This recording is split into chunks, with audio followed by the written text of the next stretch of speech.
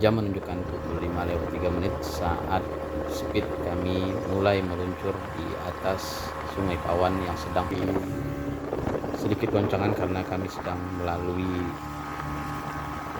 riam. Riam ini disebabkan adanya bebatuan di tengah Sungai Pawan. Selain karena bebatuan besar, riam juga disebabkan adanya ulak atau pusaran air yang dalam di tengah-tengah Sungai Pawan. Kalau sedang pasang seperti ini, riam dan ulak menyebabkan gelombang besar yang cukup membuat kapal atau speed tergoncang, dan kalau surut, batu-batuannya akan timbul dan membuat arus deras hingga membuat jeram di sungai. Ada beberapa riam dan ulak yang terkenal di Hulu Pawan, seperti ada ulak Majo di Tanjung Medan. Kemudian juga ada yang kami lewati ini adalah Lubang Lemando. Kemudian juga di Hulu Rando Jungkal ada namanya Riam Raya. Udara masih dingin saat kami melewati sungai ini. Rando Jungkal terletak sekitar 30 km dari Sandai, dari kota Sandainya.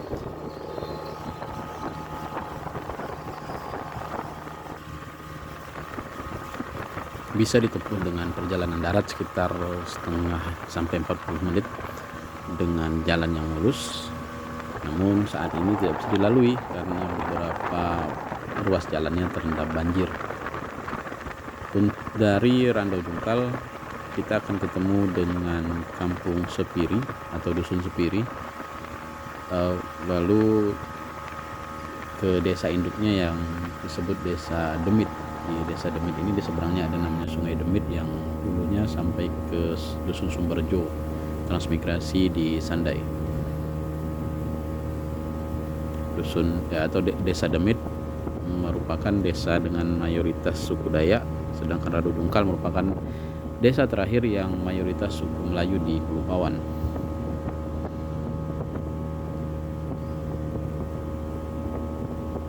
Kemudian ini kita sudah masuk ke Desa Demit.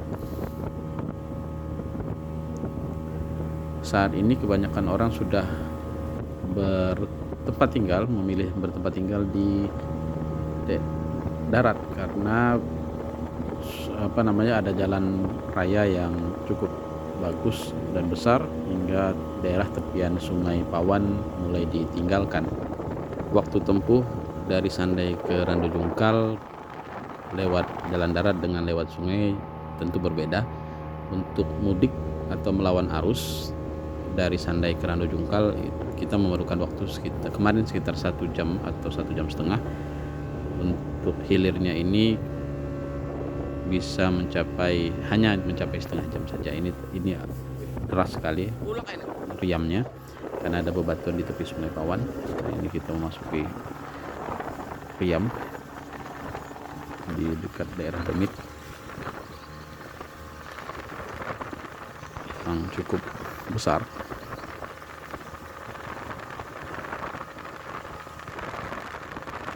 Kita memerlukan waktu sekitar setengah jam di speed kalau dari Rando Jungkal ke Sandai karena mengikuti arus.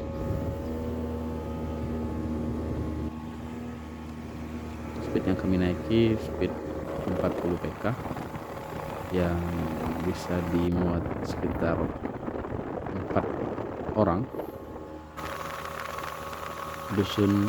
Desa Demit sendiri merupakan desa terakhir yang mayoritas Dayaknya kalau menuju hilir Sungai Pawan, karena setelah itu kita akan langsung berbatasan dengan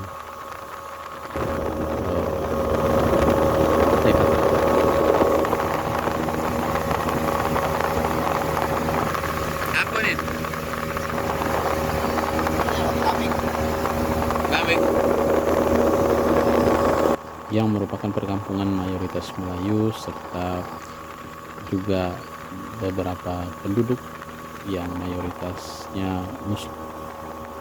Masih banyak pepohonan besar di tepian Sungai Pawan, tapi sebagaimana di Kalimantan yang lain, kerimbunannya hanya ada di tepi. Sisanya sudah berganti menjadi tanaman sawit. Kalau di dalam kasus seperti di Pete Batah, dan Muara Jekak dan serta Sandai itu sudah berubah menjadi pertambangan boksit emas. Pembicaraan tentang peradaban tepian Sungai Pawan tentu membawa kita kembali kepada masa lalu yang jauh sekali. Kita mendengar dari orang tua kita tentang Siak Bahulun, si Raja Uluwai. Kemudian kita juga melihat dari tinggalan sejarah yang disebut dengan Buto Sengkumang. Dan tentu yang paling terkenal adalah cerita Junjung Buih, cerita tentang seorang putri dari Siak Bahulun yang dihanyutkan ke Sungai Pawan, kemudian sampai ke hilir Sungai Pawan. Junjung Buih inilah yang lalu menjadi ibu dari para raja di Tanjung Pura, kemudian Matan, kemudian kita ketahui sebagai Ketapang. Masyarakat di tepian Pawan menikmati banyak sekali keuntungan dari pawan ini, mulai dari airnya yang bisa dimanfaatkan untuk peladangan, kemudian juga untuk air minum serta tempat mandi, juga menghasilkan ikan yang bisa dikonsumsi. Pawan juga menjadi bagian dari kebudayaan masyarakat di sekitar Sandai, Kecamatan Sandai, seperti adat bebuang, kemudian adat menuba, lalu ada juga adat adat mandi safar. Tapi kemudian kita juga melihat bahwa kebudayaan itu sedikit demi sedikit menghilang bersamaan dengan masyarakatnya yang mulai meninggalkan peradaban di tepian Pawan, karena beberapa masyarakatnya lebih memilih untuk tinggal lebih ke darat daripada tepi sungai, karena di darat, di bagian daratnya, bagian ketinggiannya ada jalan bagus yang menjamin perekonomian lancar. Kita mungkin adalah generasi terakhir yang menikmati jalan di tepian Pawan dan menikmati masyarakatnya masih melakukan budaya di tepian Pawan. Beberapa kampung sudah mulai sepi, beberapa kampung sudah mulai menghilang dari tepian Pawan. Melihat Pawan di dalam kelam di subuh hari ini, kita mungkin masih menikmati pemandangan yang sama yang dilihat oleh orang-orang tua kita terdahulu saat mereka masih menggunakan rakit untuk hilir dan mudik, kemudian diganti menjadi sampan dan perahu, lalu berubah menjadi speed, kapal motor air, kemudian barulah menjadi speed yang sering kita sebut dengan ACI. ACI itu sendiri adalah merek dari atau cap trademark dari layanan angkutan umum berupa longboat yang dulu kantornya kalau di Ketapang itu ada di Imam Bonjol. Tapi ketika siang datang, kita sudah harus melihat perkembangan dari tepian-tepian Pawan yang lebih modern, lebih maju. Orang-orangnya tidak lagi mandi di sungai. Sungainya pun sudah berubah menjadi lebih keruh dari mungkin 10-20 tahun yang lalu. Kita juga jarang melihat orang-orang mengambil, memancing, mengangkit pukat atau menjala di Pawan. Bukan berarti tidak ada, tapi sudah mulai berkurang. Pawan mungkin masih seperti dulu, deras airnya, kemudian ada riak di hulunya, tenang di hilirnya, tapi peradaban-peradaban yang menghiasinya, yang berada di tepiannya sudah mulai berubah. Dan dampaknya kepada Pawan adalah seperti saat banjir ini. Kita dulu kalau banjir di hulu, kita bisa melihat adanya tengkawang hanyut, kemudian adanya bunga-bunga kecil hanyut, adanya repak yang hanyut. Repak itu potongan-potongan kayu yang hanyut. Tapi sekarang mungkin itu masih ada, Kalau saya sudah jarang sekali melihat bunga tengkawang, bunga meranti, petitir. Yang hanyut sekarang popok, kemasan makanan, kemasan deterjen, bungkus sampo, botol sabun mandi. Yang lebih parah adalah hanyutnya merkuri di pawan kita. Masyarakat tepian pawan masih ada yang mengandalkan air ini karena tidak semuanya yang mengalami kemodernan atau mengalami kemajuan secara ekonomi, dan juga tidak semuanya memilih untuk pindah ke bagian darat. Dan bahkan ada beberapa kampung yang jalan utamanya adalah memang jalan di tepian pawan ini.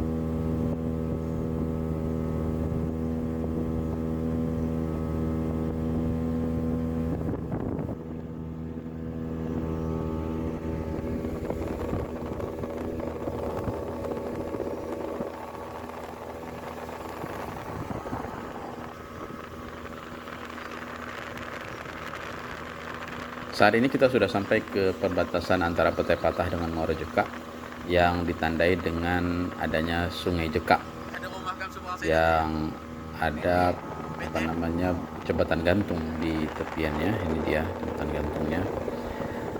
Jadi kita sudah masuk di Muara Jekak.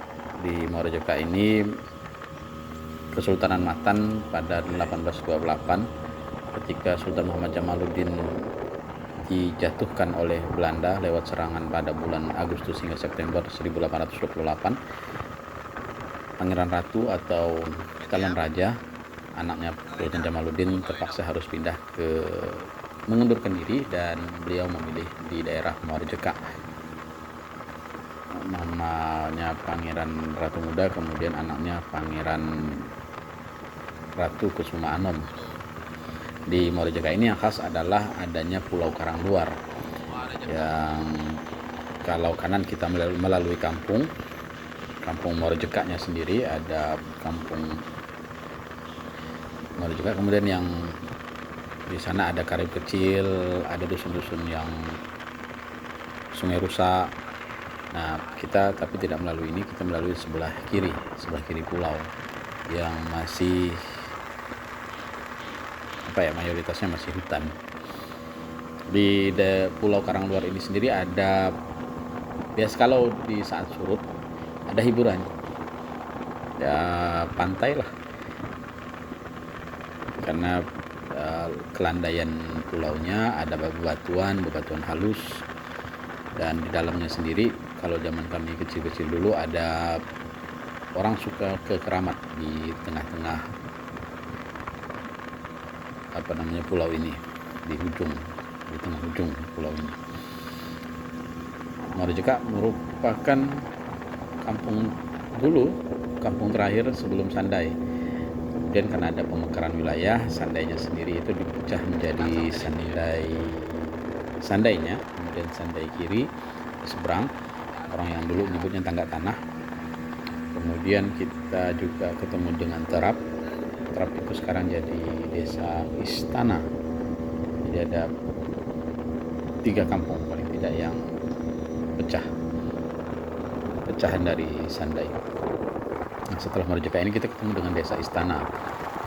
Sebenarnya cocoknya, saya pernah ditanya, kalau ada desa Istana di mana istananya? Saya sebenarnya adanya Astana, Bukit Astana, Bukit Sentani gitu orang zaman dulu, yang ada kuburan dari, orang menganggapnya itu kuburan dari Sultan Zainuddin satu, Sultan Zainuddin, yang menandakan di situ ada peninggalan kerajaan yang disebut, kerajaan ini dikenal di daerah Melayu disebut Kerajaan Indralaya. Kerajaan Indralaya. Nah, kita masuki sudah desa istana ini. Kerajaan Indralaya itu adalah pusat pemerintahan negeri Layu. Pusat pemerintahan negeri Layu. Negeri Layu ini negeri merdeka setelah setelah diserangnya Kesultanan Matan di Kampung Matan di Sungai Melano sana, di Sungai Simpang. Nah, kemudian menurut riwayat pindah ke daerah Indralaya ini. Di sini juga, di daerah Indralaya ini juga ada seorang raja, Sultan Ahmad Kamaluddin namanya, yang disebut Panembahan Indralaya karena beliau menurut beberapa catatan lahir di Kampung Indralaya. Kemudian juga beliau ketika wafat, Sultan Ahmad Kamaluddin ini wafat dimakamkan di Bukit Sentane itu, di pekuburan Bukit Sentane, dan dikatakan dia kembali ke kampungnya. Setelah ini kita akan memasuki Sandai, yang ditandai dengan adanya jembatan Pawan. Jadi kita punya Pawan 1 di Sungai Ketapang, kemudian ada Pawan 2 di Sungai Keli, Pawan 2 di Sungai Awan, Pawan 3 di Sungai Keli. Nah, ini Pawan 4 di Sandai.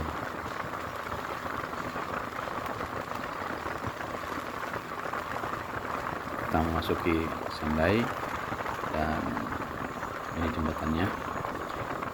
Kota Sandai sendiri masih berada di tepian Pawan, tapi perkembangannya sama seperti kampung yang lain, perkembangannya lebih ke darat. Di tepiannya sendiri masih seperti kalau kita tahu Ketapang. Nah, tepian Pawan Sandai itu sama dengan tepian Pawan di Ketapang. Masih ada pasar-pasarnya, masih maju pasarnya, masih ramai pasarnya. Tapi kadang-kadang orang yang lewat Trans Kalimantan tidak tahu bahwa di bawah Sandai masih ada, di bawah jalan Trans Kalimantan yang mereka lihat ramai, tapi masih ada kota yang lebih ramai. Ada dusun Sandai Tua, ada dusun Indralaya, kemudian ini Sandai Tua, kemudian dusun Indralaya. Yang kiri ya, yang kanan itu ada Terap, Kebiu, Tebing Tinggi. Di sini ada, kalau yang kita tujukan ini kiri itu ada Sandai Tua, kemudian Indralaya. Kita singgah tetap di Indralaya, kemudian setelah itu ada Pendelaman dan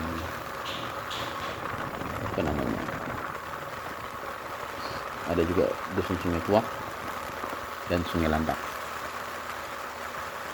Ini kita sudah memasuki Sandai dan akan segera singgah. Semoga bermanfaat vlog ini, dan perlu diingat bahwa kita adalah orang Ketapang ini seluruhnya, baik yang di hulu maupun yang di hilir, bermula dari peradaban di tepian Pawan. Kita jaga Pawan kita jaga peradaban kita jaga kebudayaan kita, lestari hidup kita, lestari alam kita.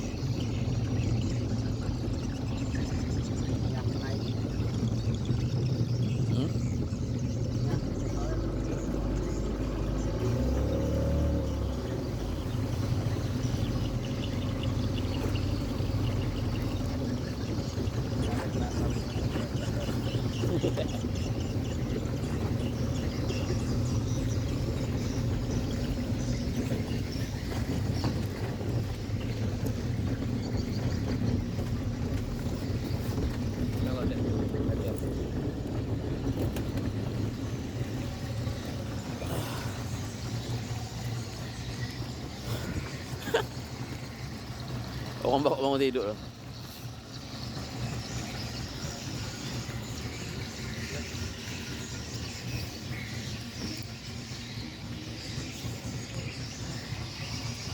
Masih yang ya?